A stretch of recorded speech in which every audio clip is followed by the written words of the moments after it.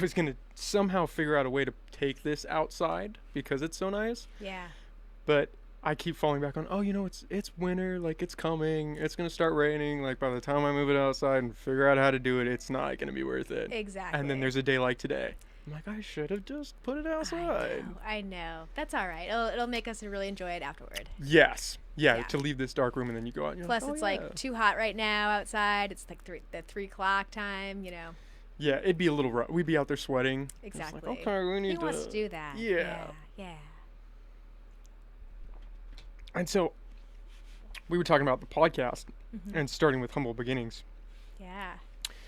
I think that's why I was really happy that I found you, is because you're kind of at this beginning stage with your, not that I'm any farther, I'm still right at the beginning with mine. Yeah. But it's cool seeing you at this stage where you're like, okay, we're starting the podcast. Exactly. It's something that I've had in my mind for years, because all I do, like, I'm taking a break from listening to podcasts to like be here right now. Basically, I'm just like constantly listening to podcasts, and so for years I've had this idea of making a podcast, and yeah, it was like the time has now come. Like I'm finally ready. Like I feel like I have some things to say, and like I have a reason to do a podcast now, and now it's like oversaturated, who knows, but like if anyone, it'll be helpful for anyone. But yeah, it feels good to finally be doing this thing that I spend a lot of time engaging in all the time.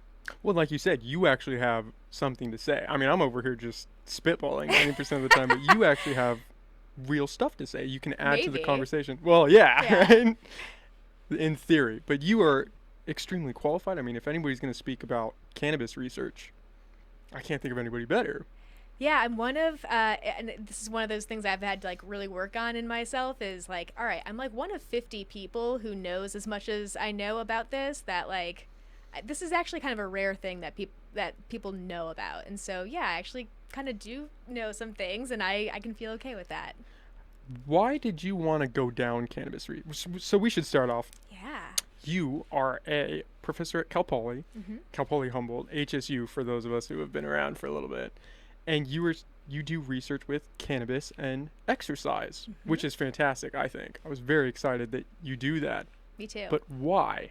Because there's a stigma around cannabis, right? For sure. And especially the branding of, oh, we've got the stoner who's just hanging out on the couch, eating candy, not doing anything. Right. Yeah, and so a lot of it came from my own personal experience. I've gone to a lot of graduate school at this point. Like I was basically a professional student for 8 years. I started out in physical therapy school, and in physical therapy school, you know, I'd have a handful of conversations with people about how we could maybe use cannabis with physical therapy, but it was like super not one of those things that we talked about in school at all. And so very much like stigmatized, like under the surface. I was like, hey, I think that would be cool to do this. And then I went to Indiana for graduate school. In Indiana, it's like super not okay, not okay to have any weed in your system, or like be caught with weed. Way more stigmatized. Yeah, especially when I was there. And so, yeah, but I still had those ideas of like, really something that I know that I do. Like I even when I was in Indiana, it's not legal, but I was still using weed with climbing. I just really enjoyed pairing the two together and really enjoyed it. And so it's like, I know that there's something here. And at the same time, you know, I'm listening to Joe Rogan's podcast, and it's like they're talking about all these different types of exercise and people getting high before, you know, rolling in jiu-jitsu. And it's like, people are talking about this, and a lot of it is just such bro science of like, oh yeah, it's really good to, you know, open up your lungs. And it's like, there's no research on that. I know that there's no research on it. I've looked at the research. It doesn't exist. And so, yeah, when I was looking for jobs right outside of graduate school, I saw the job posting for Humboldt State University, and I was like, Humboldt. I know that name is typically associated with weed, like, at least for me. And so I was like, all right, that might be a place where I can actually do some of this weed research that I wanted to do. So I found there's an organization called the Humboldt Institute for Interdisciplinary Marijuana Research.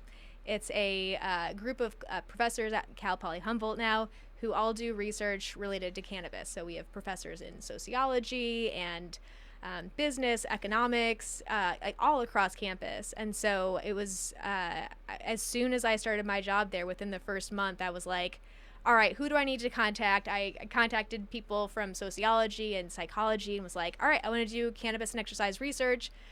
We can't have people get high and do research yet. Okay. That means I'm going to do a survey study. And so, yeah, I just kind of started my first month of completely changing my research agenda because it was something I finally wanted to do and just did it.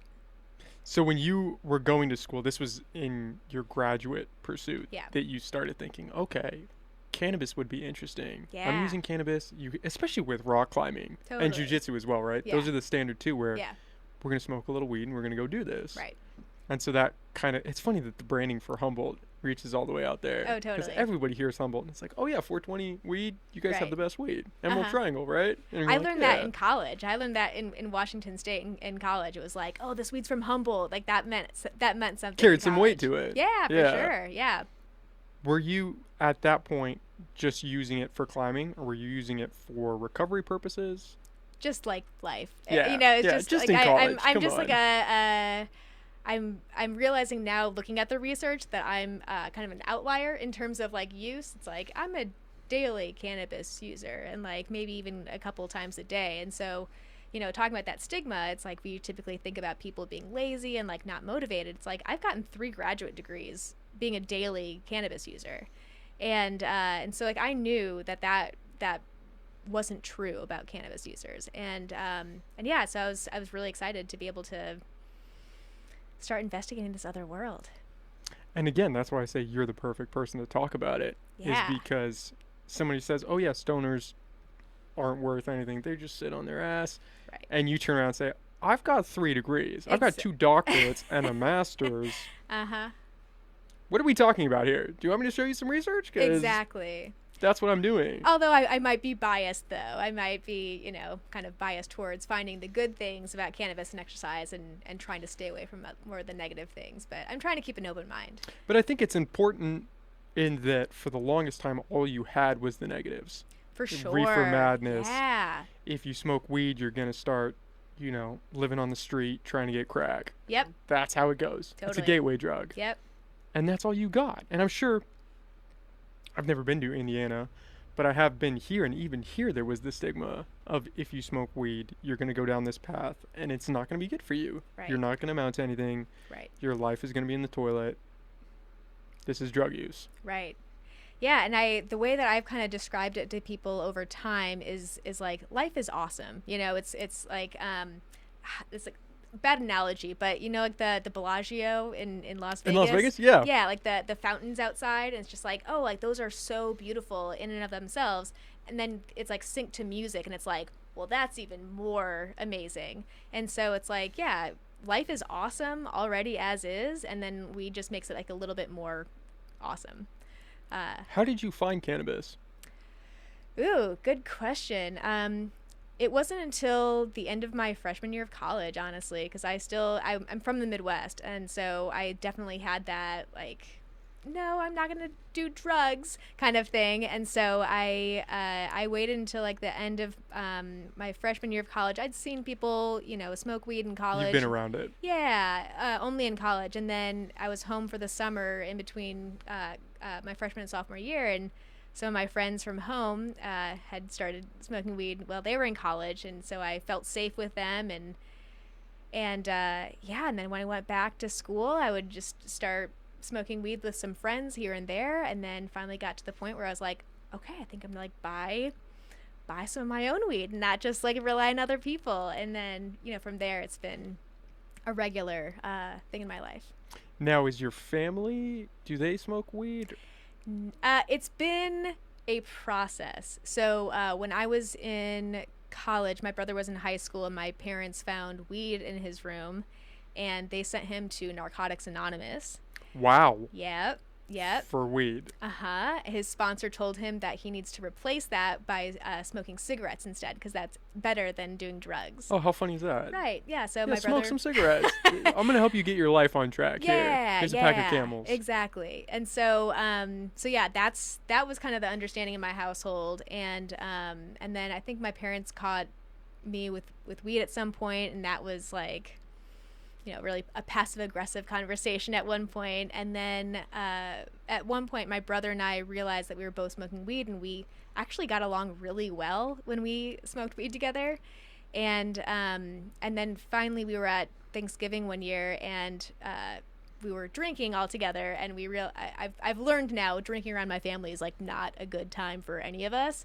And so we were all fighting, and finally my brother and I were like, hey Dad, alcohol like is not good for us, and like Jay and I we get along really well when we're smoking weed together. Can we just like replace this? Can we just smoke weed together instead of drinking together? And so now we've like started to like normalize having like, you know, smoking around or like edibles around. I wouldn't go like out of my way to like smoke weed in my parents' faces or anything, but it's been a process of acceptance for them.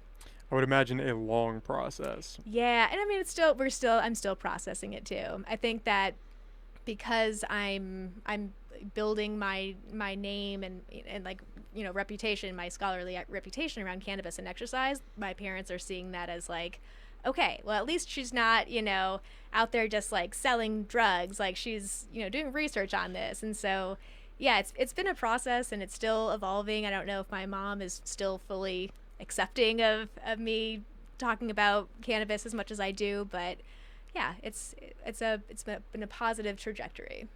Now, what was their reaction when you first approached them and said, hey, I want to do this? I know I was going to school in this direction, and that's great, and I'm still focused on exercise and physical therapy, but I kind of want to add in this element of weed. How did that conversation go? I don't know. I think I just kind of said like, oh yeah, I'm doing this new study right now, and didn't really ask. You kind of just threw it out there. Yeah, I didn't like ask for permission, you know. My parents don't really even know what my science is even about, really, anyways, so that helps, right? When you tell them your degree and they're like, okay, and they just start parroting it because they don't really know what it is. Right. Yeah. It's something that they can tell their friends later, like, oh yeah, my daughter has a PhD, but, you know, they don't necessarily need to go into the details of it. What is that? Yeah, like, yeah. It's, you know, just this thing that she's studying. Right. Is there any pressure, though, or was there any pressure at the time when you wanted to make that decision? Because obviously it's still federally illegal. Totally. And that stigma, though it has gotten better and people are warming up to weed, it's still, there's that air around it when it's like, that's what you want to do with your life? Yeah. Even just using, like, you want to smoke weed? Really? Yeah. Go hit a bar, go get some alcohol. Why are you smoking weed? Yeah, I guess I find people like getting drunk, I find that like really unappealing. Like that just like is not, well, people, drinking is fine. Drinking is okay. I'm fine with like people drinking around me and everything. Like I'm fine drinking too, but I don't know, like just being around more drunk people, I'm like, really? Like y'all think that's okay? Like I'm like having a good time with my cats in my backyard right now. Like that feels so much better than whatever this is, like with y'all drinking over here. And so yeah, there's still definitely that like Midwestern part of me that even with especially with starting the podcast, where I'm like, is it appropriate to even say that I've smoked weed? Like, because you're talking about it now. Yeah, it's and not just I'm trying to be a it. professional, you know? And so like when I'm in academic context and like talking to other academics, I'm like, is it even okay for me to talk about this? And so and you know, talking to my students too, I really try to not bring it up and like try to not make people feel uncomfortable if I say the word weed or say the word cannabis. And so it's been a process, but I guess I'm like not ashamed of it, and so I'm becoming more and more okay with saying that I smoke weed. Well, you shouldn't be ashamed of it, right? Right. Nobody should be. Yeah. And if anybody that knows people who smoke weed and knows people who drink, you want to hang out with the people that smoke weed. Exactly. 10 times out of 10. Absolutely. Way better to At be least around. I do. Yeah. Nobody's getting into a bar fight when they're stoned. It's just not happening. Yeah. You guys might argue over the last slice of pizza, but nobody's going to start throwing punches. Right. It's interesting hearing that you were a little nervous to start the podcast, because I've come across that in doing this. Yeah. Should I talk about these things? Should I bring this up? am I going to be judged in a weird way? Like, should I try to keep this private? Yeah. Like, where do I navigate this road that I'm going down? Were you more nervous to start the podcast or to start researching weed? Start the podcast. Really? For sure. How funny is that? Yeah. Because the research, I can make that really objective and just like be really scientific about it and just say like, all right, well, here's the methods I'm going to do, and then I do the study, I run the statistics, and like write it up. I can be distant from that. You've got that degree of separation. Right, exactly. Because when you're writing up a scientific paper, you're not saying like, well, this is all based on my own personal experience. You don't say that in science. You separate yourself from the science. Even the verb tenses you use, it's just like you never say I when you're writing in a scientific paper. And so, yeah, like I could be separate from it. But yeah, when I started the podcast, it was like, all right, I'm part of this, and part of the purpose of the podcast was to destigmatize it, to destigmatize the idea of cannabis and exercise, and also just cannabis use in general. Like it's okay. Yeah, you're not going to go to hell for smoking weed. Right, it's gonna be okay. Right. Yeah, and you're not going to go down this like, I mean, I know that some people certainly do, and cannabis is not for everyone. But yeah, it's like you're not going to go down this weird dark road of drug abuse necessarily. Yeah, I like that disclaimer that you throw into your podcast. I'm not advocating that everybody smokes weed. Exactly. I'm not saying that. I'm just saying here are the experiences, and we're going to tell a story. Right. I think exactly. that's funny that I noticed that when you first threw that in there. I was like, oh yeah, that's smart. Just yeah. Like, hey, by the way. Yeah. I'm not advocating it. You can if you want to, but I'm not going to tell anybody to do it. Totally. Exactly. Because I still have like a level of professionalism where I'm just still like, if someone does, smoke weed and do some kind of exercise and they get injured, like I don't want them to come back and be like, it's because of her, she told me to do this. Like, no, I was just listening to a doctor. Exactly. Like, exactly. Yeah. So I try to be clear about that. Now, was there any contention with colleagues or with Cal Poly Humboldt when because obviously you are in the research field in that regard, Yeah. but then when you do tack on, okay, I'm going to start this podcast and I'm going to be talking about use and my personal use and bring on people who are using, was there any hesitation from their side of, hey, maybe we should? I guess I didn't ask for permission. That's a good way to do it. It's always better to ask for forgiveness. I'll find out. I'm going up for tenure. Like this year is like the year I turn in my file in like 2 weeks, and then it starts going up the chain to see like if I should get tenure or not. And so it's like we'll see if someone up the chain finds the podcast and tells me that I should not keep my job because of this. Who knows? I'm pretty sure it's not going to happen, but who knows? But yeah, it was interesting when I first decided I wanted to do cannabis and exercise research. I reached out to people in other departments that were already doing cannabis related research, and then I talked to some of my colleagues within my department, and I was like, hey, like, is this going to be like okay for me to do? Because I didn't know what it was like to be a professor. No one actually ever teaches you how to be a professor, and so just talking to them, it was like, oh, this is just not something that any of my colleagues are interested in my department. And so that's fine. I can just go hang out with my friends in sociology or in psychology and partner up with them instead. But it was when I started going to the university when I started bringing up like, oh, I would like to see how cannabis actually affects human performance. Like how, let's have people run on a treadmill. Like, let's see how it actually affects people. That's when we started talking to the legal team for the whole California State University system, and they were like, absolutely not. Like, we cannot have any cannabis on a college campus. This is going to affect, they were really worried that this was going to affect the federal loan status, and so it was going to affect whether students could get loans from the government, I think. I'm not really sure. It's never been really super clear to me why the CSU system has been really resistant to doing any human subjects research with cannabis. Because I just talking to some of my colleagues who are in at universities in Colorado, it's like, what? You're able to partner with a CBD company? You're able to actually get product from a CBD company and have it on campus, and here, like, our research institute can't take any money from like Papa and Barkley or any of these other local companies that are like, hey, we'd love for you guys to actually do some research. we can't take their money because according to the California State University system, that is seen as us laundering money for the cannabis industry.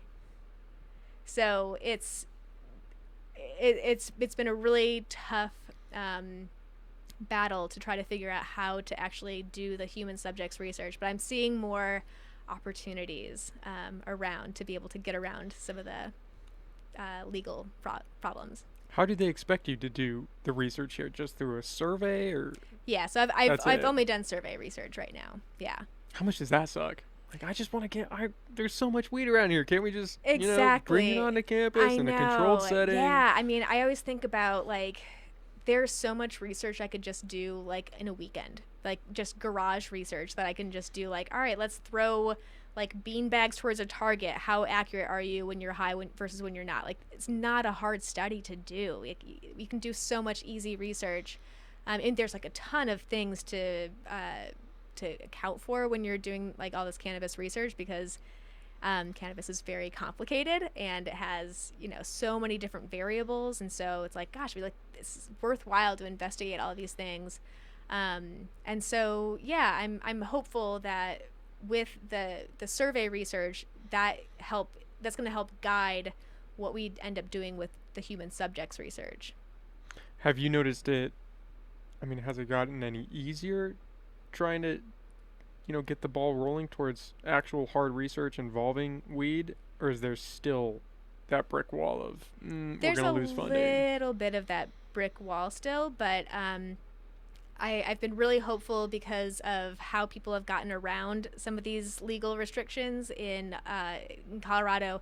Actually, it was my first episode of my Exploring Cannabis and Exercise podcast, where I interviewed Angela Bryan, who's a professor at University of Colorado at Boulder, and they got funding from the National Institutes of Health to get a van, where the van goes to people's homes, the participants who are going to participate in the study, goes to their home, the person comes into the van, they do some pre-testing on them, they go back into their house, use cannabis, whatever product they want, and then they come back into the van, do post-testing. And it's like, that's genius. Like, you can't have any cannabis on a college campus, fine.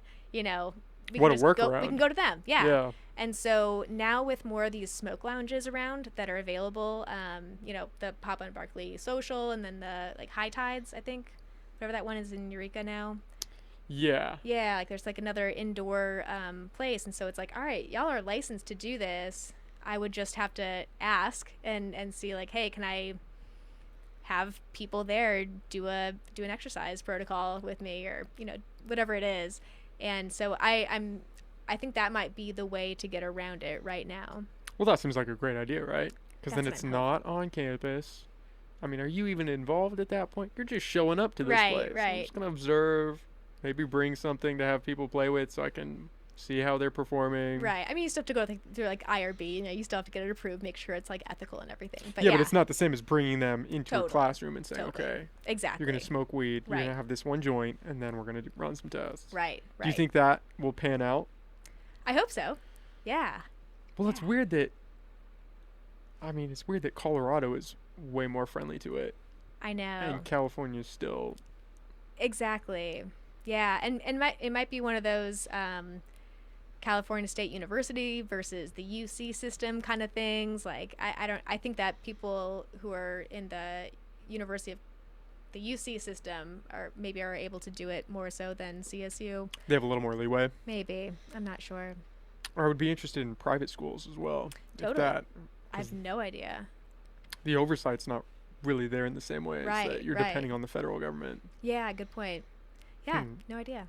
That's crazy. You would think that people would want the research, right? If cannabis is as bad as everyone says, and then as bad it shouldn't be sold. Well, at least you would think that they would want hard evidence, hard tests proving, okay, these are the side effects, these are the problems, this is why you shouldn't smoke weed. Yeah. There's none of that. Right. There's no conclusive evidence. We don't really have an understanding of how it actually impacts people or what it can lead to, because you can't study it. Yeah. And then on the other side of that, it's frustrating when I do go to a dispensary and I say, what would be good for, exercise performance or something. And it's just like, oh, this product right here is really good for this because it has the CBN. And it's just like, I know that research has not happened. And so, like, when I see products that are specifically labeled like, oh, this is to help you relax, this is for excitement, it's just like, why? Like, what? How did you test focus? If it's labeled as like, this is weed that's going to help you focus, how did you test that? Why is it labeled as that?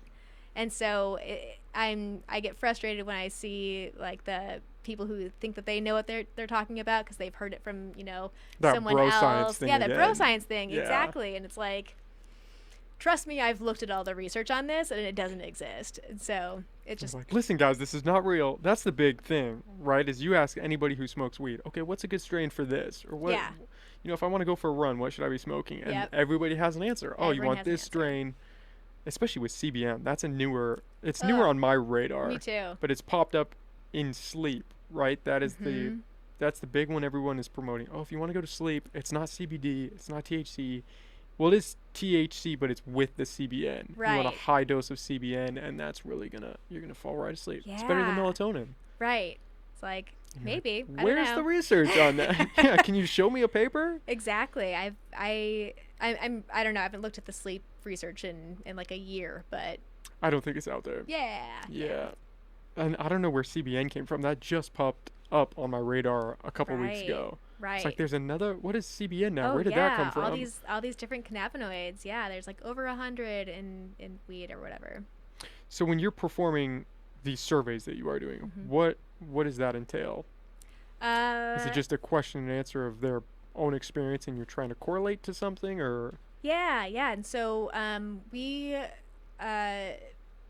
there's been a couple of survey studies now that have been done with cannabis users, and across the board, so we typically ask people, how often do you exercise? How often do you use cannabis with exercise? What is your what kind of activities do you do under the influence of cannabis? And then what do you get out of it? And so that's what we found across the board, like, all of these different survey studies, that people use cannabis with all kinds of different activities, and it just helps them enjoy the experience. Like that's the biggest thing that's most consistent across all studies, is that it just helps people really enjoy exercise.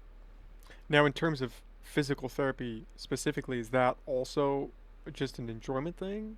Or is that more, because the big one that you hear is recovery. Oh, if you smoke weed, especially a high CBD strain, you're going to feel great the next day. If you have a hard workout, smoke a little weed after, you're going to be great.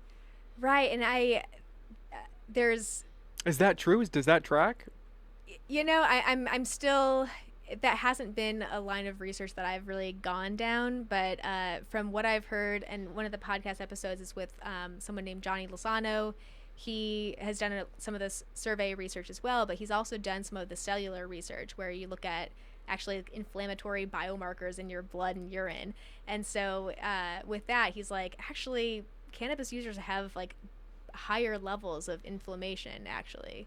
And so it's like, what do we actually know about this? It's like people who are also physically active. And so, yeah, I'm not fully, I don't fully buy into like this magic pill kind of thing that CBD is just like, wow, your recovery is so much better. I've tried using, the salves or whatever you put on your skin, and it's like, oh, my like, I'll put it on like one leg to see, all right, does my like left leg feel less tight the next day compared to my right leg because I put it on my left leg? And it's like, no, your body, I think some of it is related to your expectations. Almost how like your body's a gonna placebo feel. In some regard. You're priming yourself to it. Yeah, there's a little bit of that. And then something else that I think about is particularly with like the MMA guys, where it's like, oh yeah, it's really helpful for my recovery to just like, feel better afterwards. It's like, yeah, you were being fought for a while. Like, yeah, maybe smoking weed after exercise just helps you calm down after being attacked. Yeah, amped up. You're running at 10, trying to fight somebody, exactly, not die, and yeah, maybe it just mellows you out after that. Right. yeah, so maybe it's something like that. I don't know if it is necessarily working on all of the cellular side of things. That's super not my how my brain functions. Like once things get cellular, I'm like, I'm out. Yeah, I don't start understand this zoning anymore. out. Yeah. And so I just kind of think like overall functionally, like really do you really feel better that next day, or do you think that you feel better that next day?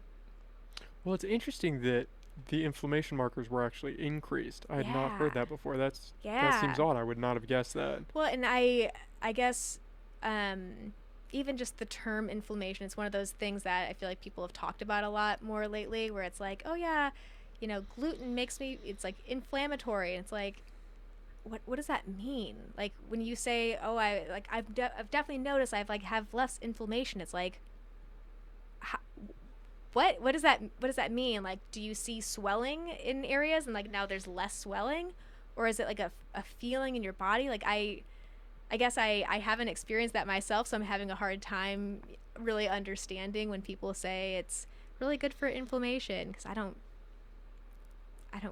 I don't really understand how people see that in themselves. Do you think that people are just using inflammation as a catch-all for everything? That they don't really understand what it means Probably. for something to be inflamed? Potentially. Yeah. Yeah. And like recovery is just like such a catch-all term too. Yeah, if you just feel better. You're Yeah. recovered. I recovered. My body's primed. I can Exactly. go hard Yeah. again today. Yeah. Yeah. Yeah, it's funny in the sense that you could drink a soda, and if you feel slightly better the next day, nobody would say, "Oh, I drink Dr. Pepper after a workout and I feel great. Yeah. It helps me out a lot." But you smoke a little weed and you feel better the next day. Yeah, Right. And I've experienced that, where you have a hard workout and then the next day you feel way better. It's Yep. like, "Oh, it's the weed. The weed helped. It's the CBD." Uh-huh. And then when I was in graduate school in Indiana, we were doing research at the time about how people could use chocolate milk as a recovery aid. That's another big one, right? Yeah. Uh-huh. And so it's like we find that, yeah, chocolate milk in between exercise bouts actually helps you perform better. But if you exercise, drink chocolate milk, and like eat normal meals and then exercise the next day, there's no effect anymore. And so it's like, if you continue to eat and like continue to do other things that are good for you, the effect of this one like miracle chocolate milk thing, it's like it goes away. So maybe it's helpful it'll be interesting to see as research evolves, like what is the time scale here, and like what other factors might also contribute to improved recovery or improved inflammation or whatever we want to talk about. Well, and I always get hung up on the fact, especially when you're doing research, it's hard to control for everything. Yeah. So what if you're doing this research on, okay, how well can your body recover after exposure to THC? How do you know what that person's eating? Are you controlling for the meals that they're eating, how often they're eating, the quality of the food? Are they eating processed food? Are they eating natural food? Are they eating a lot of sugar? Are they smoking cigarettes? Are they drinking alcohol that week as well? How do you control for all of that? Yeah, I mean, it's all part of that process of figuring out like the right like what and actually like what's most important for the outcome. Like what are you really trying to investigate here? And so I know that for some studies, they'll have people come in like at night. They'll give them some kind of meal and then come in first thing in the morning. And so there's not a lot of variability. And then specifically choose people who are not, cigarette smokers. Like anyone who is a cigarette smoker or like has alcohol like within that period of time are just not part of the study. So you just exclude them from the study. But yeah, there's so many different things to control, and that's something that I think about all the time, because I guess for the last 2 summers, I've been playing around with my own understanding of how cannabis affects my own performance. And so, this summer I've been, smoking only weed from my friend's farm from Canna Country Farm. And so I've been systematically going through all of their strains with my types of exercise I do. I run and I do yoga and I climb. And so I'm like, all right, I want to know nothing about these strains before I go in. I don't want to know the THC content. I don't want to know if this is an indica or sativa. I want to go in totally fresh, science mind here, and just actually see how does it feel to run with this strain in my system. And that's when I started getting in my head of like, well, have I, is it hotter today? Have I had the same amount of water today? Like, when did I last eat? And because I know that those things probably affect my performance, but it's like, this is not official science. I can kind of calm down a little bit and just enjoy the process of understanding this. But it's been a really fun process of trying to figure out what actually works well, and realizing, like, yeah, not all weed's the same. There are certain strains that I'm just like, absolutely never use this with running again. This was terrible. Have you noticed anything with that? Like a certain strain does affect your performance in a different way? Yeah. There's been a couple of strains from it's number 9 and number 26 from Canna Country. All of their, oh, you don't even know the name of it. You have it. That those are the official names. Okay. They're crosses of different things. I'm not sure. He doesn't. He names his strains just numbers. Oh, I thought this was you just writing it down. Like, no, trying to keep it abstract to a certain degree. And I was like, wow, you really are into it. Yeah, no, that's just what they're named. But yeah, there's certain strains that I've experienced where some are, I'm like, wow, I am fully in my head. I am like not at all in my body right now, but that feels good. Like that I'm able to just let my body do what it needs to do to run. Like, your body knows how to run. Like, yeah, okay, have fun in your head right now. And then other strains where I guess like with number 9 especially, that I've realized with yoga, I'm like, I feel strong. Like, when I look around, it's just like, wow, I really am strong right now, and just totally dissociate from who I am and just can get in the flow of moving my body and just feeling like really strong in my body. And so, yeah, it's like a really interesting, fun experience of figuring out what kind of experience I want to have with exercise. Are you testing method of consumption as well? That's something I'm also interested in. I've realized recently that, so yoga, I go to hot yoga at Old School Hot Yoga, and it's an hour and a half, and so I would play around because it's a longer period of time. I always think about, if you're exercising for a longer period of time, then maybe try an edible because it lasts for longer.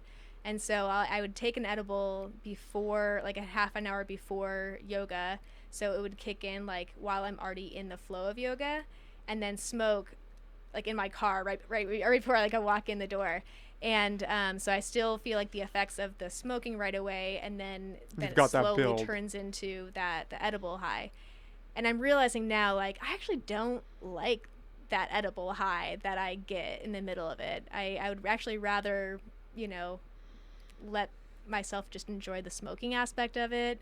Like, I don't like feeling lightheaded, and I definitely notice now, like, oh yeah, I do feel lightheaded when I go from sitting to standing, when I have the edible in my system. And it's like, I actually don't like that. And I also don't like that it's now 8:00 at night and now I'm ready for bed. Like, I don't enjoy that either. And so, yeah, just trying to figure out exactly what works and what doesn't, and continually trying to really understand what are my motives here, and like what's actually happening, and do I like it or not, and if I don't like it, then what needs to change.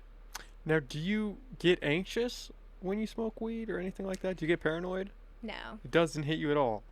So I've noticed a little bit with rock climbing that there was another strain from a different farm. I won't say who, but I was climbing, and I was like, I'm scared. I'm actually really scared right now to climb. And then other strains where I'll climb and I'm like, this feels great. Like, I'm not scared at all. Like, I'm able to go all the way to the top and feel safe, and kind of get into this kind of zen moment of like, I don't want to fall, so why would I be afraid of falling? And yeah, and so I allow myself to just enjoy the exercise experience. I think that's another huge part for me with the cannabis and exercise stuff, is because I have been a student for so long, and just, I understand too much about exercise for me to like actually enjoy it anymore. I can't just enjoy like going for a run.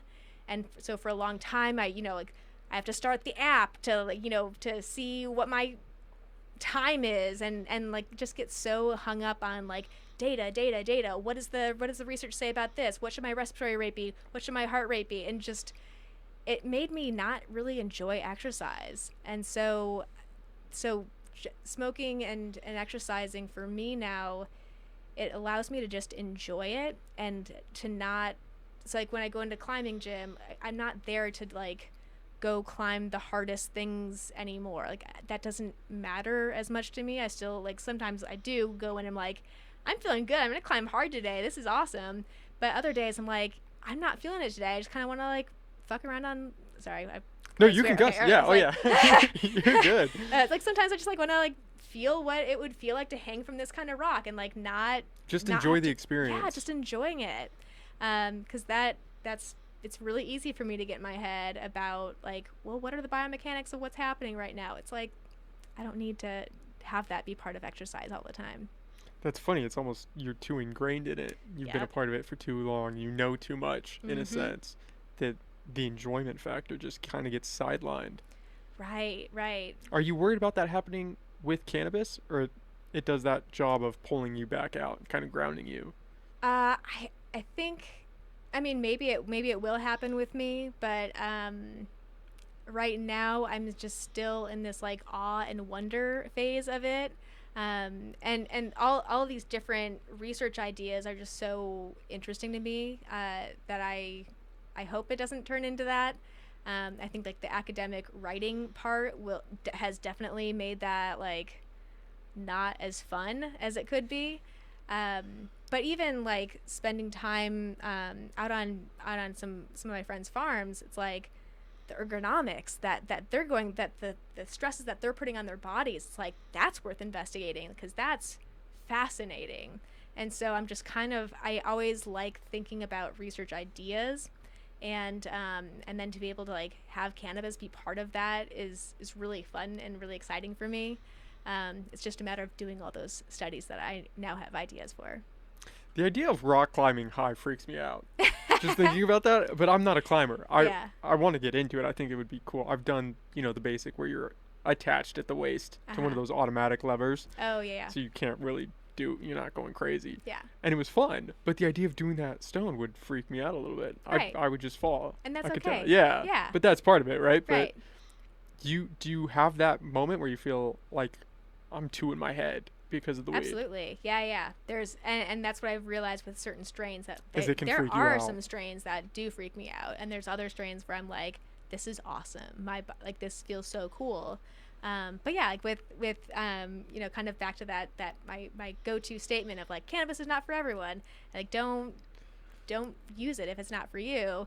And same thing with like if even if you use cannabis all the time, if you are not familiar with rock climbing, don't start out. Yeah, don't go 100 out of the gate. Exactly. Yeah, like start like just test it out sober first, and then you can maybe add stuff to it after that. But yeah, you don't have to go right away. Yeah, you were talking to Danny Emmon? Yeah, Danny. And I wrote that down because it was so funny. He was talking about how he would take edibles, and then one experience he ran through the forest at night, stoned.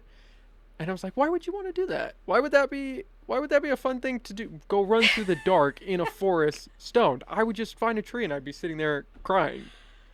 Danny is just one of those fascinating people. For the local people in town, he owns the food truck, the South G food truck right outside of Redwood Curtain Brewery. Just a solid person. Like, he's one of my favorite people in town. Just always has like these crazy stories and like experiences. That was definitely a crazy story. Yeah. I mean, and the story that he said about how he wanted to run for 12 hours straight and decided to start at 8 o'clock at night. Yeah, in the forest. And then run until like 8 o'clock in the morning. It's like, who does that? Like, that's insane to me. And yeah, I think that I cut part of that podcast, like part of that episode out, because I was like, were you scared of like raccoons or anything? Like, were you scared at all? And he's like, no, I mean, like, yeah, didn't faze him. Yeah, it just did not occur to him. That is so crazy. Yeah. I don't know if I would come back from that. That would change me as a person. Yeah, I mean, I'm just, I wouldn't even enjoy running in the woods at night. So yeah, that alone is scary enough, and then you add in weed, and it's like, we're going to a different we're going to a different place here. Exactly. Yeah, and he's kind of one of those like All 0 or 100 kind of people, and so it's like that tracks for Danny.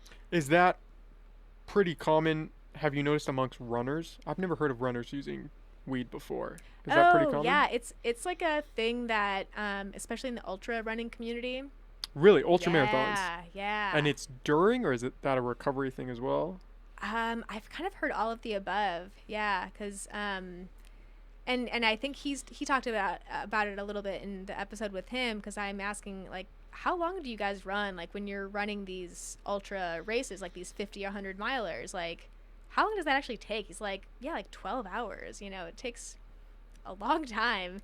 And so he was saying that, you know, he'll have a little bit of an edible in the beginning, maybe like a little bit, like little couple hours into running, but then at a certain point, like regardless of if you have weed in your system or not, your brain starts telling you like, you can't do this anymore, you should probably quit right now. And so it's like, yeah, probably not good to use it later on when your brain is already starting to fuck with you a little bit. Yeah. When it turns into that mental battle of you just have to Right.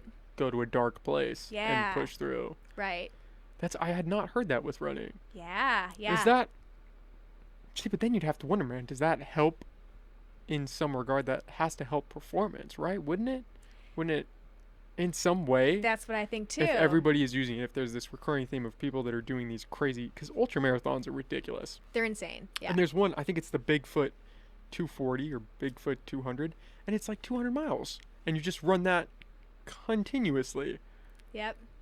Some people are just better than me. Yeah. Yeah, exactly. It's just like, I'm so happy that works for you. Like that's just like super not interesting to me at all. I support it. I don't know if I'd want to be a part of it, but Yeah. I support you. Yeah. I'll be over here. But Yeah. the use of weed in that is interesting. I had not heard that. Right. And so one of the interesting studies that has been done was that turns out if you just participate in any kind of like moderate physical activity for 40 to 60 minutes, it actually starts to stimulate your endocannabinoid system. And so that runner's high feeling is actually your endocannabinoid system. And so my theory for why people like to use cannabis before exercise is that like it hacks your that endocannabinoid system and gets you into that runner's high feeling earlier rather than like waiting for it to come naturally. So that's my theory. I don't know if it's true or not, but when he was talking about his own experience, he says that he'll take an edible and then run out the house while it's like he's still swallowing it. So he gets to that feeling where he's running and he's sober while he's running, and then it starts hitting in right when he's like, oh, I'm starting to feel a little bit tired, and it's like, all right, now we're hitting this next level, and now we can run in a different way now. You're almost getting that boost. Instead of having to put in 45 minutes to get to that level, you're getting it at 20 minutes in. Exactly. Yeah. That's interesting. I didn't know that it activated those cannabinoid markers. Yeah. That's why you need the research, right? That's why you need people studying this, so you can say, hey. Have you found any other research that shows there's a performance aspect included in it? You know, there's a lot of the research that has been done was from the 1970s, and a lot of that research, even in like, you know, the articles that are in like Leafly or whatever that are about cannabis and exercise, they're all citing all these studies from like the 1970s and the 80s. And a lot of that research was done with people using like less than 5% THC strains and smoking as the only method of administration, and they didn't really find any changes in performance necessarily. And so now that especially the folks in Colorado, they're starting to do some of that stuff where they're having people like run on a treadmill while they're under the influence, and then asking people like to rate their performance and like how fast do you think you went, and then compare that to like how they actually did. So comparing expectations with reality. And I think that is really fascinating, because sometimes I feel like, you know, like let's say like, you know, my climbing, for example, where I'm just like, I'm feeling strong today, like I'm climbing really well. If I actually like looked at, you know, what I did that day compared to if I was sober, is my performance actually better? Or is it just my perception that my performance is better? That's the big thing, right? Maybe you're just climbing at like 70%, but you're in your head, you're thinking, oh yeah, I'm crushing it. Like this is great. I've got this in the bag. Mm-hmm. And to a certain extent, like, does it matter? That's a good point, right? Well, I guess it matters in the sense of if you want to know about performance, if Exactly. it does improve Yeah, performance. yeah. But if you're just looking at it in the sense of your own experience and how you want that to play out, Right. when you want to have a better experience each time you do whatever activity. Because Totally. running sucks, especially running, and it's monotonous. And so if you could make that a little better, that's beneficial, even if it doesn't have the performance Right. improvement. Yeah. So I guess there's like two kind of places you can go with that, where it's like, yes, everyone benefits from movement. So how can we make exercise more of an enjoyable experience for everyone? And so like it doesn't matter if your performance was actually better or not. Like if you felt better about your performance, that's awesome. That's going to make you want to participate in exercise more. But then on the other side of the performance aspect of it, like, yeah, there's still, athletes who get punished for using cannabis. And, the World Anti-Doping Association ruling on THC is still like, no, athletes cannot have this in their system if they want to compete on the world stage. And so that's where we actually really do need to do that research to see if it affects their performance, because it can actually change policy. And that's what I'm like, long-term goal, like long-term kind of scary, like if I'm really being real, like what I really want to do with this is kind of start to change some other sport policies. In the sense that you would bring in cannabis as a tool for them? Not necessarily as a tool, but just have some definitive answers. For example, the World Anti-Doping Association, that's the standard for like in kind of like international competition. Like the Olympics is like the big one that uses WADA, and so to be on that list of the prohibited list for substances, it has to have it can't improve your performance. It can't be a potential risk for harming the athlete, and then if it violates the spirit of sport.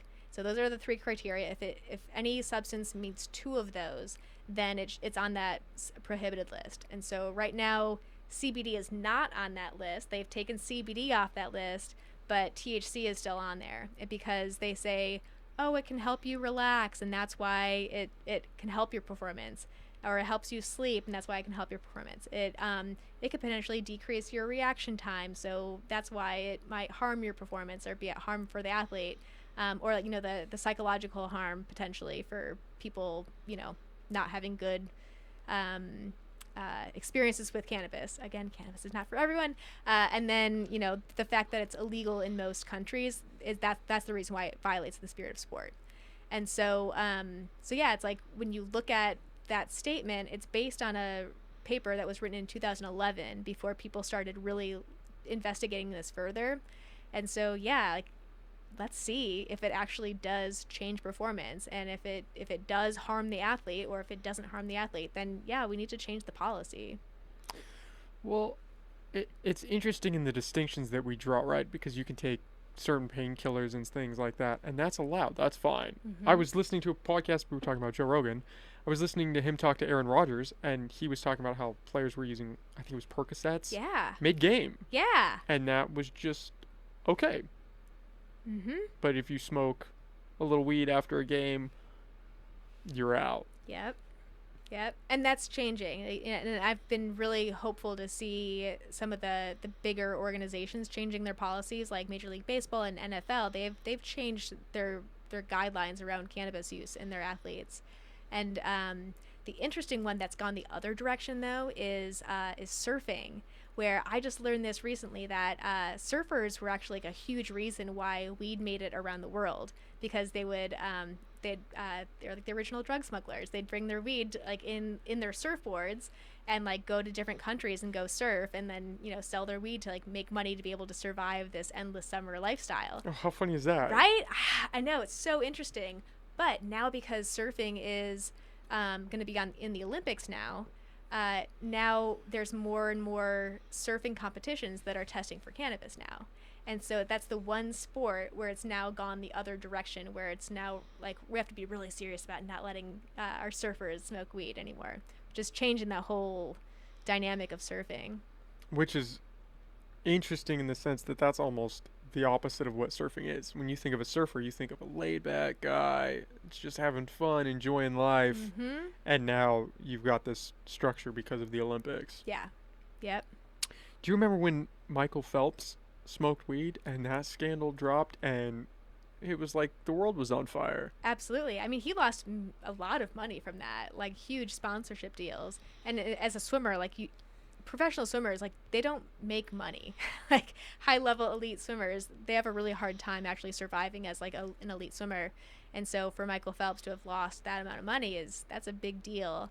But I'm I was really impressed with the way that the the world kind of talked about it's changing because like last summer when the Sha'Carri Richardson thing, That was another big one. yeah, where like, you know, 10 years ago no one would have been speaking up for her.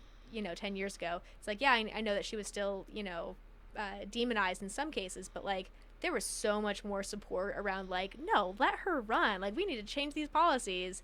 And so the fact that we've changed that discussion as a in the media, going from the Michael Phelps like losing all your sponsorship to like, no, we need to stand behind this woman, like this is actually really fucked up that we don't let her run here. I think that's a huge step that we're making as a society. Did they end up letting her run? No. I don't think so. Yeah. Mm-mm. Nope. And then like 6 months later, there's the Russian figure skater who was like found using the heart medication. And she was what, 16? Yeah, which also is like, does she have agency over her own body at that point? Oh, well, probably not. Agency in Russia? I what know. are we talking about here? Yeah. And a side note here, some of the most foundational exercise science research actually came from Russia back when like, it was like behind the Iron Curtain, where they wanted to show their prominence on the world stage at the Olympics. And so they were able to do like really highly controlled studies where they're able to say like, you go to sleep at this time, you wake up at this time. You're going to eat this food, like this many, calories or whatever. So they were able to like have very highly controlled studies in Russia because they didn't have the same like ethical standards of research at the time. And but yeah, like it's foundational for our understanding of like mesocycles and like metacycles for training from Russia, just because they wanted to compete on the world stage. Well, they're a hardy people. I want to say that kettlebells came out of Probably. Russia. Yeah. I want to say that. I could see that. Um, Or like Kazakhstan or something. Probably, but that's another great point. Is a lot of UFC fighters come from that region of the world. Oh, Just interesting. a hardy people. Yeah. I was having this conversation with have you heard of the high rollers? It's a jiu-jitsu competition where everyone's high for it. I think you talked about that on your podcast. Yeah. So Dupree, that my like last episode that I published, it's episode number 5 with my old student. He's the one who told me about it, and then I finally reached out to the high rollers and did an interview. I just need to get it out.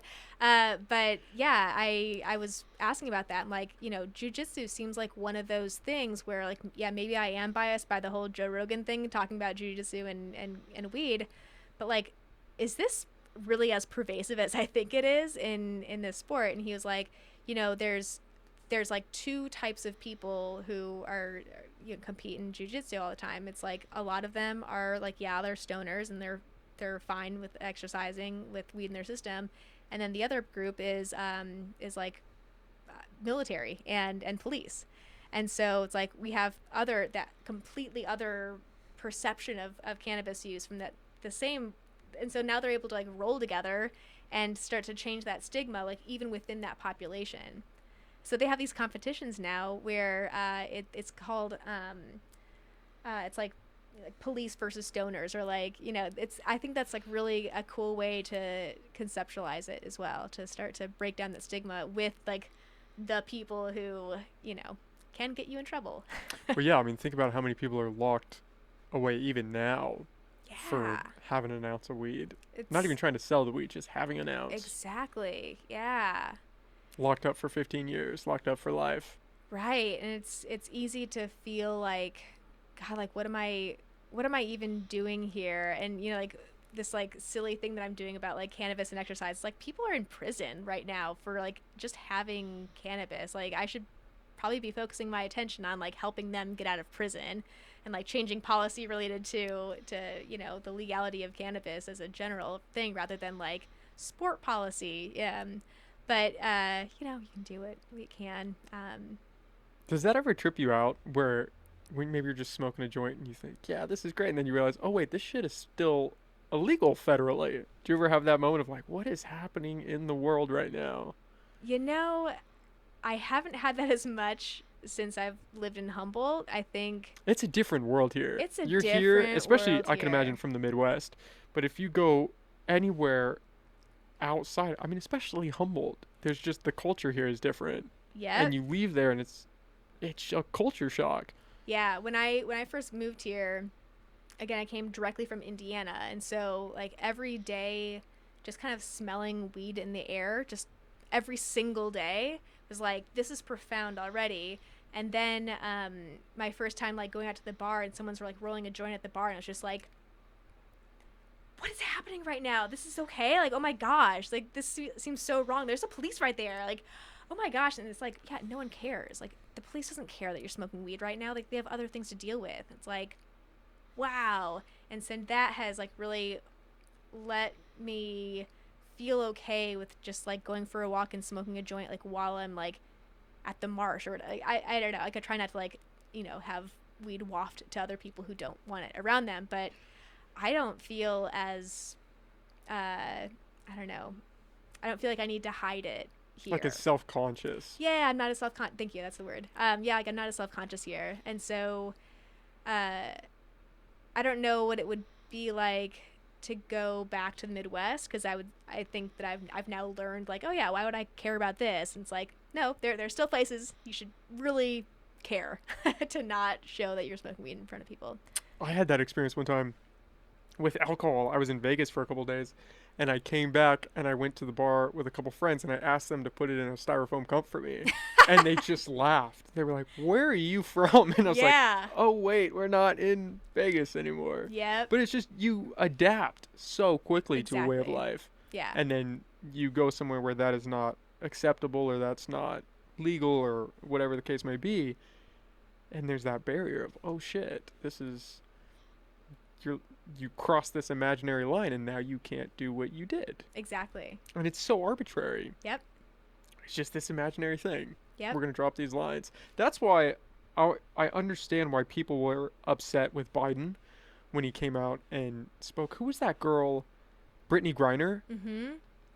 And he came out and said, can you find what he said? It was like atrocious that Russia locked up this girl for having weed. Meanwhile, again, how many thousands of people are locked up across this country for weed? I would be pissed if I was in prison and I watched Biden say, "Yeah, they need to release her. This is what are we doing in this world where we're locking somebody up for weed?" Right. Meanwhile, in your own country, that's what you're doing.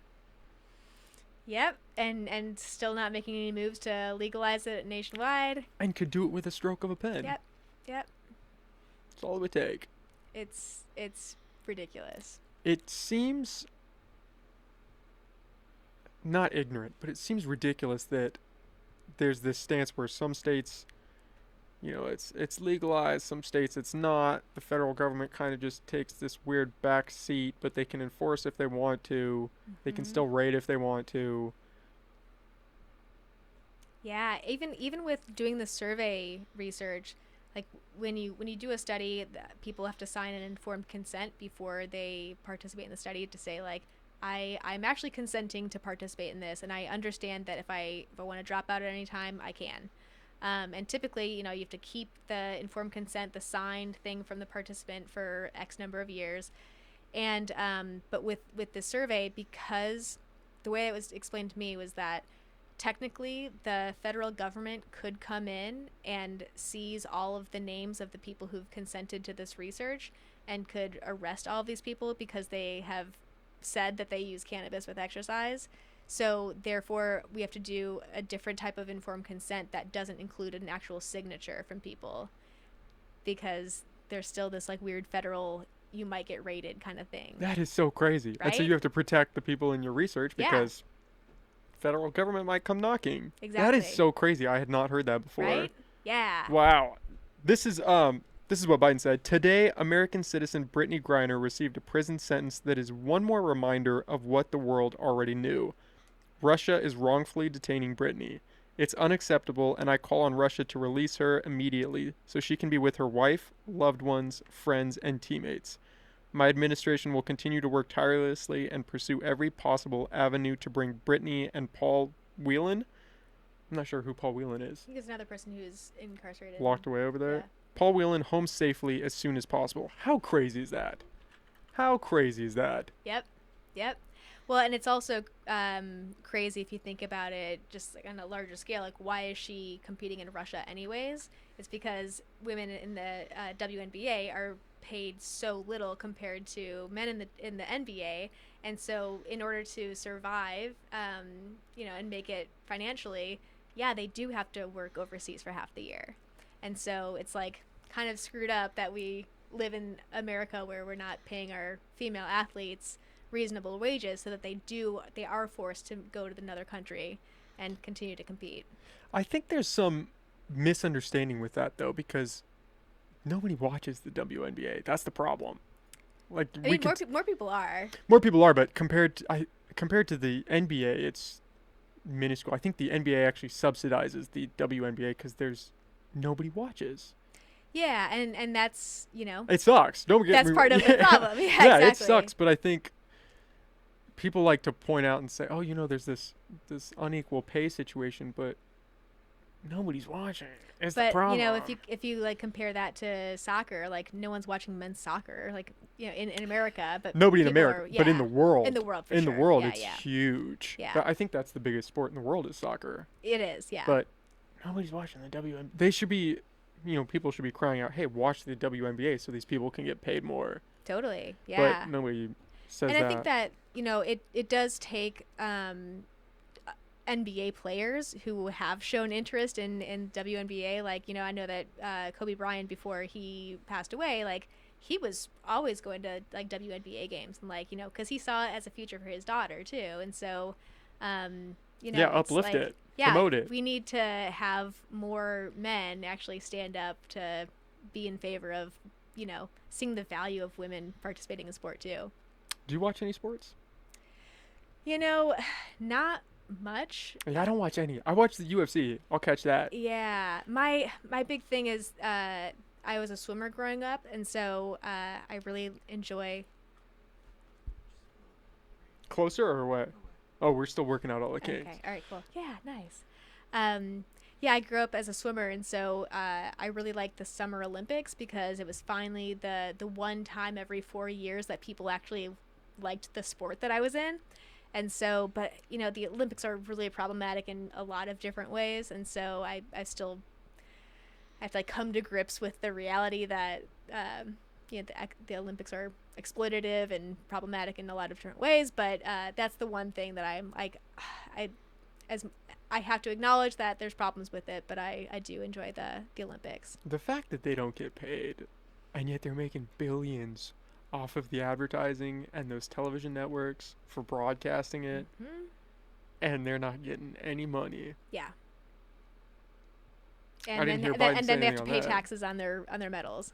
And they're just hoping that they can win, so maybe somebody will sponsor them. Right. Or maybe they'll get some advertising deals. Yeah. Because you're not making any money. Yeah. And meanwhile, these people are supposed to be representing the country. I believe there are some countries that do pay, and do pay pretty well. Probably, yeah. Not the U.S. Right. Yep. Yeah. Yeah, we're there's a lot of things that are not great about America. We could work on some things. Yeah. Yeah, we could work on some things. I don't think it's crazy to say that. Right. Yeah. So if you, in your ideal world, if you had the power to do whatever weed research or cannabis research that you wanted to do, where would you start? Would it be with that sports aspect of trying to figure out, okay, is there a correlation between performance and this, and then maybe change some of those rules? Or would it just be on performance just to see if there's anything? Yeah. Does it help you? Does it help you focus? Does it help your cognitive ability? I mean, where would you want to go if you had one shot? I have you have 1,000. I have so many different ideas. How do I narrow down the list? It's like, all right, which one do I choose? So my PhD was in motor control and motor learning, so how our brains and bodies talk to each other to learn new skills and to control our bodies. And so I was doing my research on reaction time and understanding the planning that goes into like reacting to a stimulus. And so I would be really interested in looking at reaction time and different types of reaction time models. I'd be interested to see like eye tracking. There's hardware that you can like see what people are actually focusing their attention on while they're doing a task. So I'd be interested in seeing like the perceptual side of things. I'm interested in perceptual in the terms of if it's diminished because of the weed, like your eye like tracking what ability. do people pay attention to? Yeah, when they're participating in a certain activity, because people who are more skilled at things, they're able to understand exactly what they need to focus in on. And so, like when you look at people's eye tracking behaviors, when they're more new at something, they're kind of looking all over the place. Versus when you're more skilled, like you know exactly what you need to pay attention to, and kind of can tune out everything else. Yeah. And so I'd be really curious about what people are like visually paying attention to. I'm interested in like the sensory kind of side of things, and so like your understanding of your body would be another interesting thing. Like how does it actually affect your sensory perception? That's a big one I've heard with weightlifting, is that if you lift and use weed, you feel more in tune with your body, you feel your muscles more. Right, yeah, and that's one of those things that I had as an option for why do you use cannabis with exercise, and I basically went through every single article about cannabis and exercise, just like in like the ether, just not necessarily from like studies, but from just like, oh, High Times has this little thing about using cannabis with running, and so like what do they say in that article? And so I was like going through every single thing that the internet had said about cannabis and exercise, and one of them was enhances the mind body spirit connection, and I was like, all right, cool, I'll add that as like one of the options, and it ended up being one of the top 6 reasons why people use cannabis and exercise in my study. And it's like, how do I describe that to scientists? Because like that's not explain that in technical terms. The mind, terms. body, spirit. Like, how do you actually investigate that? Like, what does that even mean? And so that's one where I need to. I'd be really curious to find ways of exploring that. Like how, because that's what it feels like. It improves my mind, body, spirit connection. Like when I'm climbing or whatever. It's like what does that mean though? How do what do you measure for that? Well, I think in terms of weightlifting, you could almost set it up in a way where you would go in and say, okay, I'm going to do X amount of reps per set. Mm-hmm. And have them figure out a baseline maybe, and then have them smoke weed and see if they can more align with that. I don't know if that would make sense. Maybe, yeah. But that's the perception you get, is that you feel more like you almost know what your body is capable of in a more extreme way. Yeah. Instead of, shooting for 8 reps and you only hit 6. Which can go either direction, though. Yeah, that's true. You could Because it's like, now I'm so in touch with my body, and now I'm like, oh, I'm actually really feeling tired right now. Maybe I should stop. Yeah, I'm only going to do 3. Exactly. I'm a little tired today. Yeah. Yeah, I guess that is true, huh? I don't know. So that's another problem, is how do you provide tangible ways to test these abstract ideas? Yep. What is your mind-body connection? What is that? Try to quantify that. Yeah. And I mean, you could look at, you could set people up with EMG, so like having little sensors on people's muscles to see the activity of muscles. Like, are people actually moving their bodies in a more efficient way, perhaps, when they're using cannabis with exercise, and like maybe that's what's happening. I'm also interested in learning, like, I teach a class, motor learning and development, like how we learn new skills. And so every semester I learn a new skill. Like last semester I was working on handstands. I've done hacky sack. This summer my skills that I wanted to learn were to learn how to roll a joint and to learn how to do a sit start on a slackline. And so like I learned my 2 skills this summer. But I would be curious to see how using cannabis when you're learning a new skill affects the way that you're able to retain that skill or not. Because typically cannabis has been associated with not remembering things, like a poor memory. But it also, when you're learning new skills, when people are having more of a positive experience with that learning experience, they tend to learn it better because they want to practice it more. Like if someone's yelling at you while you're trying to learn something new, like, like, no, that's not how you're supposed to do it. You're supposed to do it like this. People actually don't learn well in those conditions. Like, that increases your cortisol, which stops any kind of neuroplasticity. And so, like, we need dopamine to, like, feel good about ourselves and to enjoy learning a new skill. And so, and also, when you're high and trying different things out, like, you don't have that as much of that self-consciousness. Like, when you're really new at something, it can feel like everyone's looking at me, like, why can't I juggle? Everyone else can juggle, and I feel like I wonder, I'd be curious to know if people who are using cannabis while they're learning a new skill, if it makes them try other strategies, and so you end up learning this. My theory is that you would end up learning the skill better because you're willing to try more strategies to figure out what the right one would be, and more open to failing and being okay with actual problem solving. Yeah. The idea that there's memory loss attached to cannabis, is there actual research on that? Because that's another standard trope of short-term memory is going to be shot. Yeah, this is something that I should probably investigate more, because I remember at some point, I don't know if this is bro science or not, but like, people who have used cannabis are less likely to get Alzheimer's, maybe. Oh, I had not heard that. I heard that a while ago. We probably need to kind of fact check that one. But yeah, I'm not sure. Obviously in the short term, it can affect your memory, because, when you're starting a sentence with someone and you're, like, telling someone a story, and then you're like, why did I bring up the beginning of that story? And it's like, what were we just talking about? Like, we can, like, we've all had those experiences while we've been high and talking to someone. It's like, what were we even talking about? So yeah, there is something to that, but I don't know about, like, long-term effects. And like you said, it would be interesting to see if that would cancel out with the dopamine hit of making that experience more enjoyable. Exactly. Yeah. Yeah, that would be fascinating. I mean, imagine if it does, if it helps you not only learn the skill faster, but retain it. Yeah. Yep. That would be pretty crazy. Right? Yeah. What caught me off there was that slacklining, that sit start. I have tried slacklining. It is very hard. I am not good at it. Yet, yes. That might be one of my new skills that I need to learn. But that caught me off guard when you said that, because I realized how difficult that is. Yeah. Do you slackline a lot? Is that a pastime, or you just wanted to learn that one skill? Yeah, I've been slacklining for 5 or 6 years. I'm not great. The slacklining. But you can sit start. I can sit start on a pretty tight line. I'm still kind of getting used to other sizes of slacklines.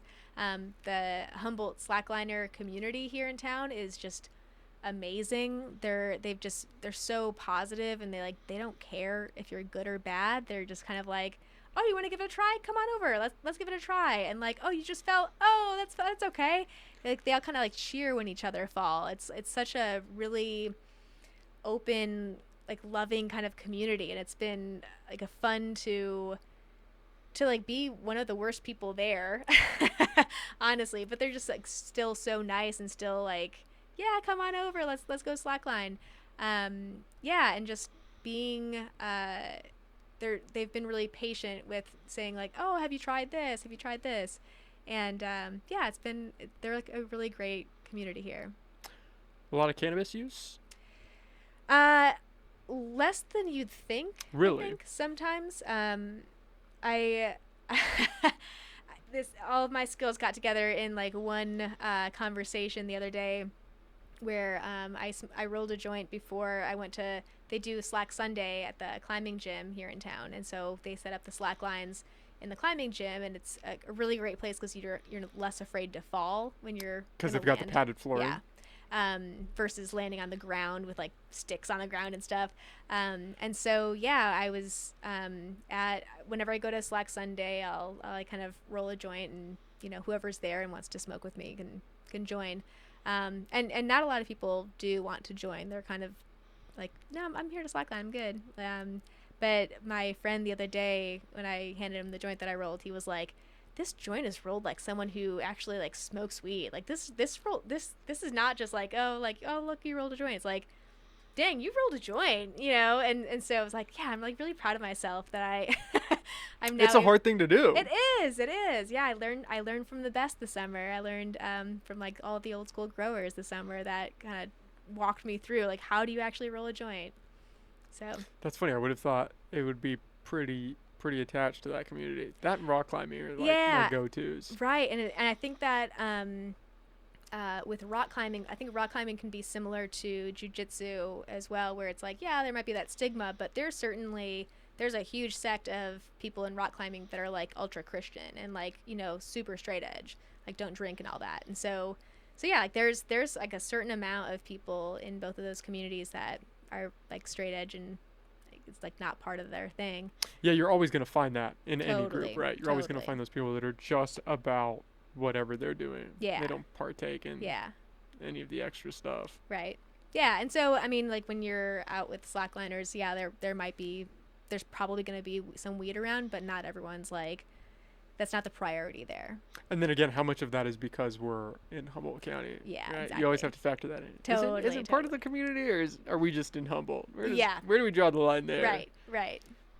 Do you guys, you said it's a Slack Sunday thing? Yeah. Okay, that's cool. Yeah, and then we're starting the slacklining club back up again at the university, and so they're going to do a thing this weekend where they have it set up at the pump station, like, you know, like West End Road. So yeah, if you ever see a slackline in Humboldt County, it usually means that someone pretty cool is going to be there, and they'd be willing to like help you get on a line and if you wanted to try it out. So say hello to people who are slacklining. There you go. Cool. Now I have to ask, because COVID was a huge factor for all of us over the past couple of years, and being so entwined with physical therapy and just exercise in general, was it frustrating not hearing that side of it pushed of, okay, we should get people healthy and we should use our bodies and try to alleviate some of those, especially just stress. If you're just stressed out, just go get some exercise in to help yourself. But that was nobody promoted that. Yeah, I mean, everyone was kind of in like fight or flight mode at the very beginning anyways. But yeah, right when the pandemic started, I was like, okay, so dispensaries are staying open as essential businesses. And also people are like really stressed right now. So like, I'm actually really curious to see what's happening with cannabis right now. So we did actually run this survey. I ended up not publishing it, but yeah, we were asking people. I think we recruited people to participate in a survey from HPRC and just said like, you know, are you buying more? Like, are you stocking up? Kind of like people are stocking up with like, you know, toilet paper. Are you also stocking up on weed? Are you using it? Like, what are you using it for? What is like the purpose of smoking weed right now? And like, are you smoking more, or like, are you choosing to use edibles instead of smoking because of the lung problems? And so, yeah, we found that people were still, you know, using weed, obviously, to help with their stress a lot of times. And it ultimately turned out where we partnered up with the Humboldt Health and Human Services, maybe some kind of like health agency in Humboldt, and we put together these little flyers that we had at some of the dispensaries that was like, hey, if you want to use cannabis during COVID, like here's some harm reduction kind of things, like pair it with something that's good, rather than like don't smoke weed and then doom scroll and like pretend that your life is going to be better from this, like just because you smoked weed. It's like, no, smoke weed and go for a walk. Like smoke weed and you know, like do some art for a little while. Like pair it with a good activity rather than just social media. Yeah, like that doesn't make anyone feel better. Like even if you smoke weed beforehand, it's not going to make you feel better. It's not going to be a bright day. Yeah. Had you noticed an increase? I would imagine a lot of people were smoking more weed. Yeah. And I think we asked a couple questions about like, are you smoking more weed before exercise or like before work? And there was like a small uptick with both of those, but not like a significant increase in either of those. Why didn't you publish? Was it just not enough? Yeah, you know, one of my students put it in like the best way I can describe it of it's like you have to kill a part of your soul to write in an academic way. And wow, that is dark. Yeah. It's like take away all of the excitement around research, and like how can you take this really exciting thing and make it sound as like objective and like rational as possible. And so I have a really hard time with that kind of writing style, and that's why I'm trying to do this podcast kind of thing, where it's like there's so much value to research and to investigating all these really cool things and talking about it in a really cool way, because I don't want to make it sound boring, you know? It's and so that was part of my problem. We submitted it somewhere to a journal, and then they came back, and the reviewers were like, oh, actually you can't really make this claim, you know, like, let's like double check this here. And I was like, you know what, I have to focus on some other things in my life right now. Like I'll get to it. And I never ended up getting back to it. So I just kind of let it fall away. Is it hard to get something published?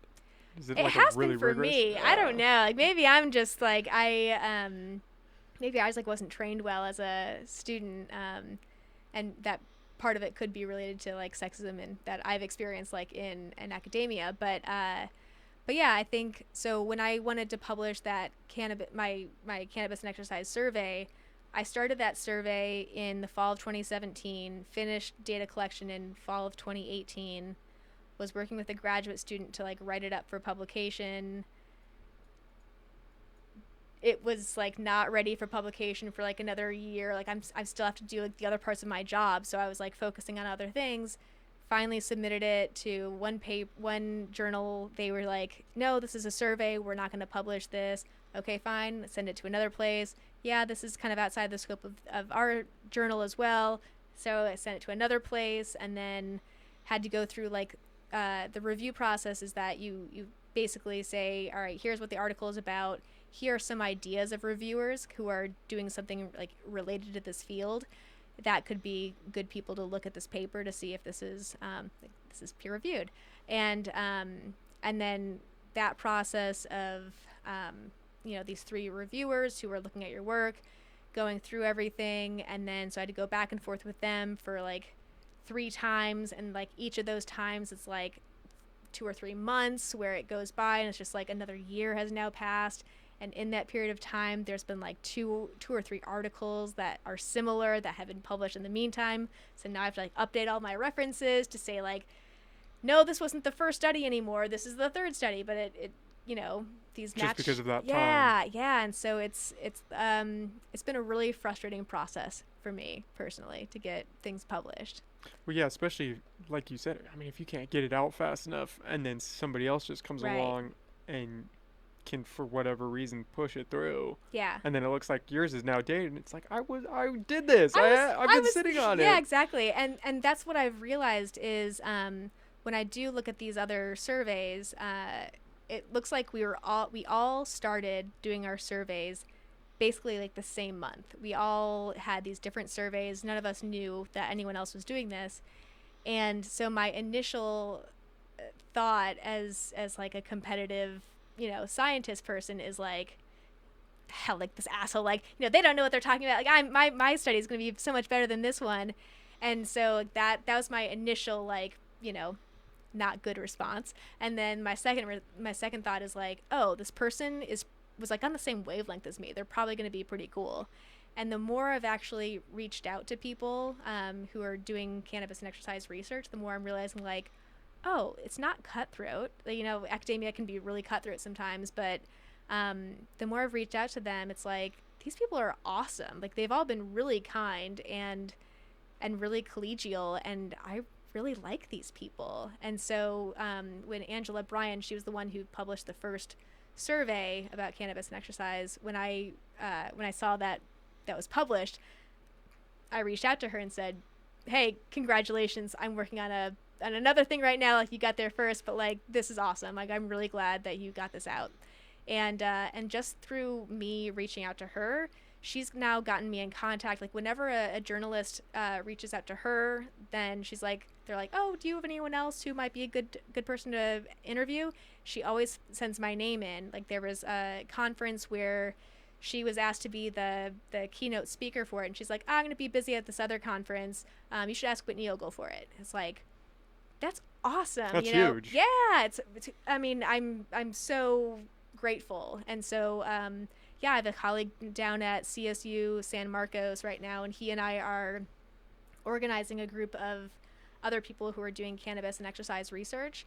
And my kind of idea is to reimagine how academic worlds can like how we can communicate with each other as academics, like across disciplines. Yeah, and like, or like even like within our discipline, because this is like kind of the wild west out there for like cannabis and exercise research. It's like there's enough room for all of us here, and like we all agree that there's not a lot of research out here. So how can we either work together if we have like a similar research interest? How can we collaborate and like, you know, get more data from California and Colorado, for example?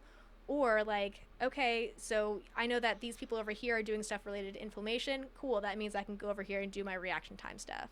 And so, so yeah, we're organizing a group of cannabis and exercise researchers right now to have these like anarchy light kind of conferences where we get together and just like decide what are the 3 topics we're going to talk about today, and like the ones that most people are interested in, we'll talk about those things. How can we, like, what do we know about this topic? What can we collaborate on in the future, and what research needs to be done? And so we all kind of like move forward together with a stronger baseline and a stronger like connection with each other. A unity. Yeah, exactly. 'Cause it's like, you know, academia, I mean, like any system is just made by people. And so you hear about it being cutthroat. Yeah. I mean, at least from the outside perspective, you hear that it's a pretty, you know, dog eat dog world. Right. But the more and more I've reached out to people who are doing cannabis and exercise related things, the more I'm like, these people are actually awesome, and like we're not at each other's throats. And so I've been really happy with how amazing all these people have been when I've actually reached out to them. And so I'm hopeful that we'll be able to create something that isn't cutthroat.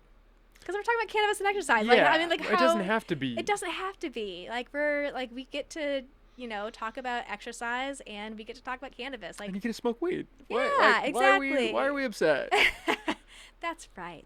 Have you noticed, or have you experienced any of that cutthroatness, or that just agitation against peers? Yeah. I mean, you mentioned that sexism. Has that been a big factor in your career there? There's a really great movie. It's on Netflix. You can watch it, called Picture a Scientist, about how, like, when I say, like, what does picture a scientist, like when you think of a scientist in your head, what kind of person do you think of? I think of, it's gonna be sexist, I think of a nerdy guy in a lab coat, a white lab coat with glasses. Yep, exactly. That's what most people think of. And then when you actually look at like who's making it in higher education, it's like there's actually like more and more women who are earning PhDs. But then when you look at the number of PhDs, like the number of tenured professors that are women, it's like goes way down. And so there's all these like little things along the way. I'm not going to compare sexism to racism, but like that model of the iceberg, where it's like we can all agree, like, the stuff above the surface. Oh, like, what you can see versus what you can't. Yeah. It's like, yeah, we can all agree that, like, sexually assaulting a colleague in the workplace is, like, atrocious. Like, yeah, we all agree on that, right? I don't think you're going to get a lot of pushback on that one. Exactly. And so that's what, when you're talking to like, men in academia, it's like, well, like, I'm not assaulting anyone. It's just like, yeah, but you're making my life, like, pretty terrible. So, like, is that a big portion of just being an asshole? Yeah, in it's the like workplace? These like little ways that life is just like a little bit harder and like than it needs to be. And so yeah, it's like I'm after watching that movie, I was like able to be like, oh my gosh, like it all makes sense now. Like all the ways that I've been like down on myself about like, oh, I should just like work harder. It's like, no. That's actually really screwed up that like this happened to this male colleague and it like didn't happen for me. Like what? Like and so understanding that more has like given me a better understanding of like, oh yeah, wow, this is kind of actually like all around all the time, and like I'm doing okay in spite of the system. That's got to feel good. That even if you have these barriers put up in front of you, you can get through. I mean, it sucks that you have to break through them, right? It's like, cool, I have grit. Awesome. Yeah, like, great. There's not a medal for that. Yeah, exactly. So yeah, and that's why I'm trying to like reimagine what an academic space could look like. It doesn't have to be this like patriarchal, like, you know, who's better than another person. It's like we can all get along together. Like we can all agree on that. So like let's do that. Let's make that the actual reality of how we communicate with each other. Well, that's how it should be. Totally. Right? Yeah. Everybody in that space in academia, in theory, is there for the same purpose of a pursuit for something higher. Yeah. You're trying to learn. That's what everybody that goes to school is trying to do. That's what the teachers are there for, is to help disseminate that. Why would there be contention? You get it in the workplace, in corporate settings, where, okay, I've got to get to the top of the chain. I've got to be CEO. I've got to do these things. I've got to be cutthroat so I can get there. Yep. But in academia, it's why? Fragile egos. Is that what it is? Totally. Yeah. I think, I mean, it's kind of, it's high achievers, people who like to achieve high, you know, good things and like have like a lot of letters after in their name. So it's like a lot of that, like, you know, that macho prestige. kind of, the prestige kind of thing. And then, you know, it's people who were maybe nerds growing up, like who read a lot of books growing up, and like not a lot of social skills. Yeah. So potentially there's a little bit of some of that, and that's why kinesiology folks are like a special brand of like ego, because we're the jocks who were also smart. And so like we're like the oppressor and the oppressed at the same time, and so it's like a really special mix of like egos in kinesiology research. Do you guys catch a little more flack because of that? Totally. Because you are the jocks, and so if you have these academics who might have been bullied or who weren't favored, it's high school all over again. Right. It's like, oh, like you guys are like doing stuff about like how, you know, how people can run on a treadmill. It's like, I'm doing real research here about like cells and, you know, how this relates to cancer. It's like, yeah, if people exercise more, they're probably going to have like less cancer rates. So like, can we, you know, bite me. Yeah. Yeah. Right, exactly. Like your science is not better than my science, you know? Yeah, I could see them trying to shit on the exercise sciences. Yeah. Really, come over and do some real science. I'm doing particle physics over here. Exactly. Well, that's not going to help if you can't get out of your chair because your body's breaking down. Right. Yeah. Our bodies is the one thing that we have, and that one thing that we have control over. So why not focus on that? Why not? Right? It's the one constant throughout your life is you've only got this one. Yep. And you're going to be stuck in it, so why not make it a good one? That's what I always come back to, the equation of a car, right? Mm-hmm. Why are you going to put shitty gas in your Corvette? What, so it breaks down? Because that's what you want? How does that make sense? Yeah. Why not put in good gas, good fuel, eat good food, exercise? It's the only one you've got. Yeah. And you can ride it until the wheels fall off if you want and die at 25.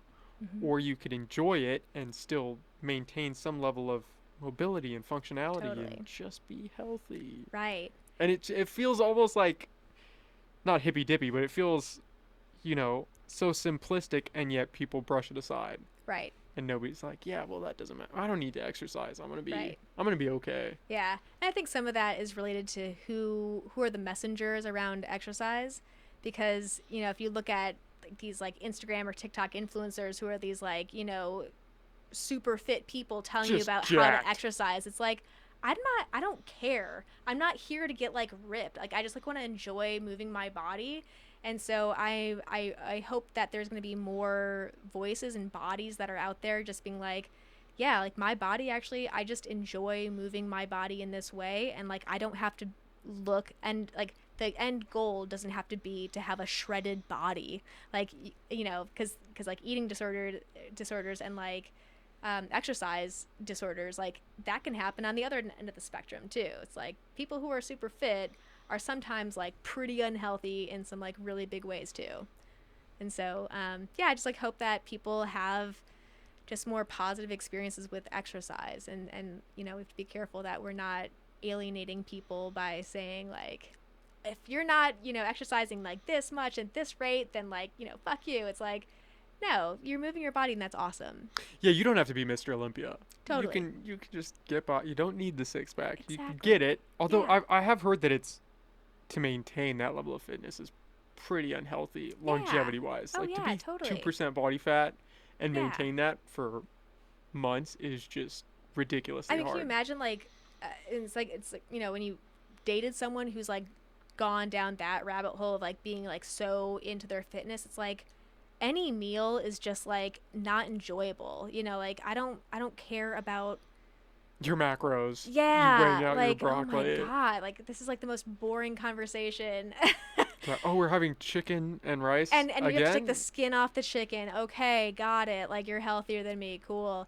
It's just I don't know. People can hit the extremes. For sure. That's an absolute. Yeah. You can swing a little too far and get a little crazy. It's like the veganism thing where everybody knows you're vegan because you tell everybody and you can't shut up about it. And like I'm so happy that works for you. Yeah. That's awesome. But I'm gonna stick with my meat over here. Yeah, Like it's exactly. cool, but you just don't have to cram it down people's throat. I think the balance is important. Just Right. be healthy. That doesn't mean you have to go run an ultra marathon every weekend. Exactly. Also means that maybe we don't have McDonald's every weekend. Right. Like we can find a happy medium. Yeah. It's and all just, about like, balance. Yeah, and having the ability to like really tap into your own body. Like, how does this actually feel?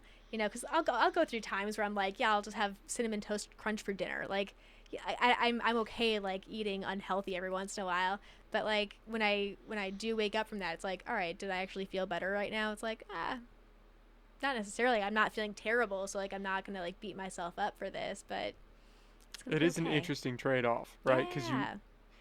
I do that too. I'm a huge fan of cheat meals, but Yeah. I'll eat a whole pizza and then feel like shit for the next 3 hours. And it's like, man, those 15 minutes were great, but I don't know if it's worth the 3 hours of just dying on the couch. Totally. For that mouth and pleasure. same thing with like, that big run that I went on the other day that I was like, yeah, I'm really feeling great right now. And that's like, all right, now 2 days later, I'm like, I feel terrible. And so like, was that actually a good use of my body's ability? Like, I don't want to feel bad for 2 days after exercise.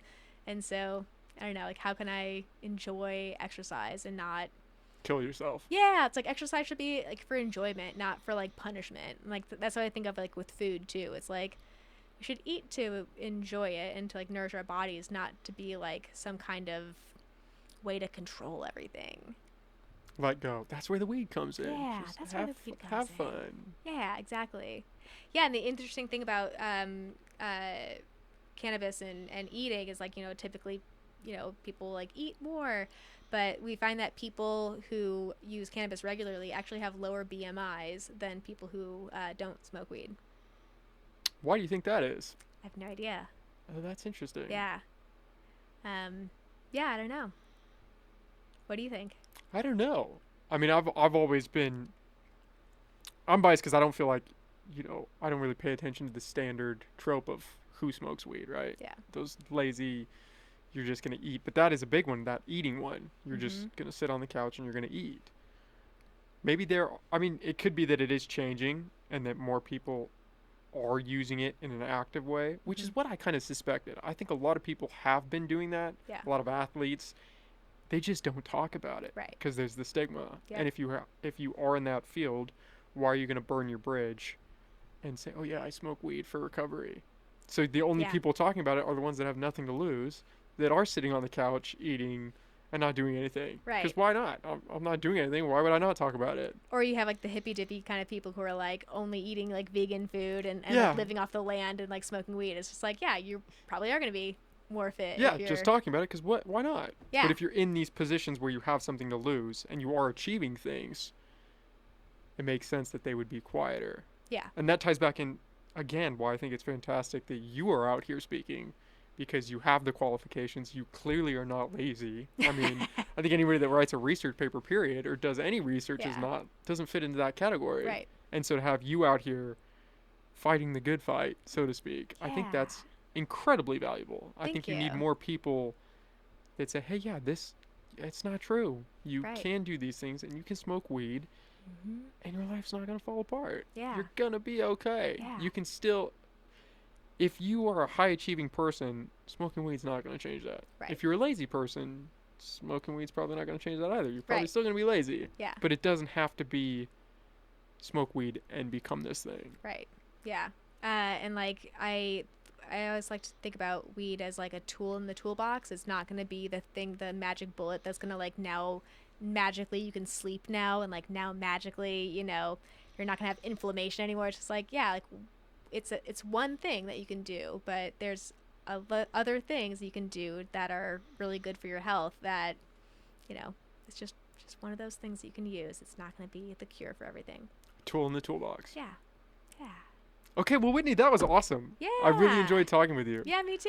Do you want to plug again where people can find you, your research, your Sure. podcast? Yeah. So the podcast is called Exploring Cannabis and Exercise. I now have it up on Spotify and on iTunes, and I think maybe on iHeartRadio. I don't know. Still learning how to navigate all that. I have a website. I'm whitneyogle.com, and then you can find me on Instagram. It's the Exploring Cannabis and Exercise on Instagram, and also I'm at Dr.Ogle, so like Dr.Ogle. That's where you can see me as a professor, and like I post other things related to the things I talk about in class. But yeah, you can find me kind of all over the place. Okay. Well, that was awesome, Whitney. Thank you. I really appreciate it. Yeah, thank you. Thanks for your time.